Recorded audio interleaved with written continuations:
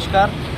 आज दिनांक 23/11/2024 को फतेह स्कूल के अंदर सलूम्बर विधानसभा उपचुनाव की को लेकर के जो मतगणना थी, उस मतगणना के दौरान 15वां राउंड तक हम लोग हमारी बीजेपी पार्टी से जीतू भाई कटारा जो चुनावी मैदान में थे, लगभग 11,000 वोटों से वो लीड पे थे।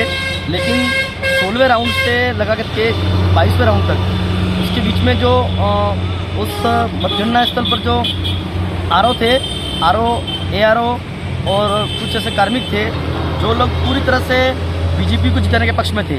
और हम लोगों ने 19वें राउंड के अंदर हम लोगों ने उनसे मांग करी कि जो शीट है टोटल वोटिंग्स वाली वो हमारे को दी जाए। उन्होंने ना तो हमारे को शीट दी और ना ही जो राउंड वाइज जो वोट का जो आंकड़ा था वो भी उन्होंने वहाँ बोर्ड पे नहीं लिखा। और इन्होंने हम लोग 21वें राउंड तक हम लोग 350 वोट से हम लोग आगे थे। लेकिन 21वें राउंड पे हम लोग आगे थे, लेकिन उसी टाइम पे बीजेपी के कार्यकर्ता फतेह स्कूल के ग्राउंड के अंदर आते हैं, मतगणना स्थल के अंदर, और वहाँ आके नाराबाजी करते हैं, बीजेपी जीतने की वो दावा करते हैं और नाराबाजी करते हैं। और उसके जैसे ही हम लोगों ने हमने मांग करी कि भाई वीवीपैट की जो है उसमें वीवीपैट कुछ मशीनों की वीवीपैट की जो है बूथ है उनकी एक बार वीवीपैट की पर्चा मिलान की जाए। तो वीवीपैट की पर्चा मिलान की जा रही थी और आरओ साहब ने बिना रिजल्ट डिक्लेयर के, हमारे को डाउट था कि हम लोग जीत रहे हैं या बीजेपी जीत रही है, क्योंकि टक्कर काटेगी थी। तो आरओ साहब ने सीधा बीजेपी कैंडिडेट को फ़ोन करके बुलाया अंदर, और बुलाते ही उनको रिजल्ट जो अपना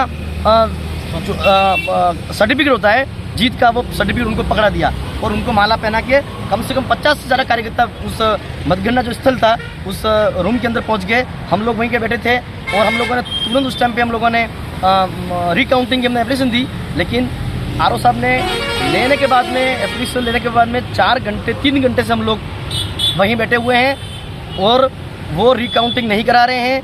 और पूरी तरह से जो आरओ साहब हैं या जो प्रशासन है, जो कार्मिक जो लगे हुए हैं, पूरी तरह से बीजेपी का एजेंट बन के इन लोगों ने काम किया है।